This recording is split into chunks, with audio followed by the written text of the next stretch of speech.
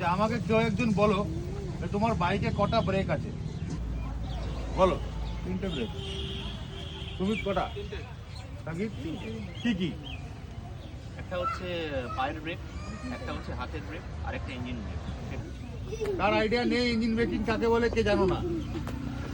আমাদের ডানাতে front brake থাকে, বাঁ হাতে থাকে হচ্ছে ক্লাচ বাইকের, তাই তো?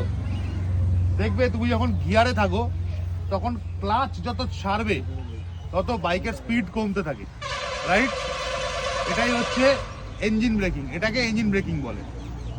ব্রেক করলে স্পিড কমে, ক্লাচ ছাড়লে স্পিড কমে, এটা মানে কি বলে উল্টো আর কি।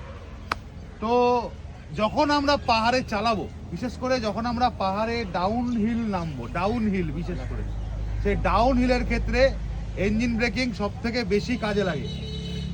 যখন আমরা একভাবে নিচের দিকে নামতে থাকি সেক্ষেত্রে যদি আমরা শুধুমাত্র ব্রেক ইউজ করি, সে ফ্রন্ট হোক চাই রিয়ার হোক, তাহলে কিন্তু সেই ব্রেকটা হিট হয়ে যায়। শুধু আমাকে নিস না, একটু পিছন থেকে না, পুরোটা নেই, সব ওদেরকেও নেই, ওয়াইড করে না দরকার। তো এইবার নিচে নামার সময় এক নাগারে ব্রেক অ্যাপ্লাই করলে ব্রেক হিট হয়ে যায় এবং একটা সময় পরে সেই ব্রেকটা আর ধরতে চায় না। এবং এটা সব থেকে বেশি হয় এনফিল্ডের ক্ষেত্রে, এটা ভুল ধারণা। সব থেকে বেশি হয় ভারী বাইকের ক্ষেত্রে বা ভারী যানবাহনের ক্ষেত্রে। যে জিনিস যত ভারী তার ভরবেগ তত বেশি, তাকে আটকানোর জন্য তত বেশি ফোর্স অ্যাপ্লাই করতে হয়। সেই জন্য তার ডিস্ক গরম হয়ে যায়, দেখবে ডিস্কটা গরম হয়ে যায়, ডিস্ক প্যাড, আর তখন নিজের আটকানোর ক্ষমতাটা হারিয়ে ফেলে।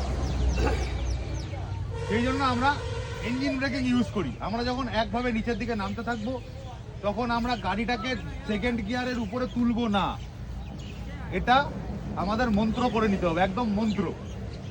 তখন আমি ইঞ্জিন ব্রেকিং করবো আর পায়ের ব্রেক বেশি ইউজ করব। আর যেখানে আমার এমার্জেন্সি সেখানে আমি ফ্রন্ট ব্রেক ইউজ করবো। এটা হচ্ছে বেসিক রুল। তবে এটাও বলে রাখা দরকার যে রাইডার তার নিজের বাইক এবং নিজের স্কিলের উপর ডিপেন্ড করে এটাকে অল্টার করতে পারে। তো this is all about engine breaking. যখন আমরা উপর দিকে উঠবো তখন কখনোই গাড়িকে বেশি গিয়ারে রাখবো না। ফার্স্ট গিয়ার ফুল পাওয়ার শেষ হবে, তারপরে সেকেন্ড গিয়ার ম্যাক্স। আমাদের এখানে যা বাইক আছে, কেটিএম অ্যাডভেঞ্চার 390 বা হিমালয়ান 450 ছাড়া হাই টর্কি বাইক সেরকম নেই। সো আমাদের ক্ষেত্রে সেকেন্ড গিয়ারের উপরে যাওয়ার কথা আমরা ভাববোই না উপরে ওঠার সময়।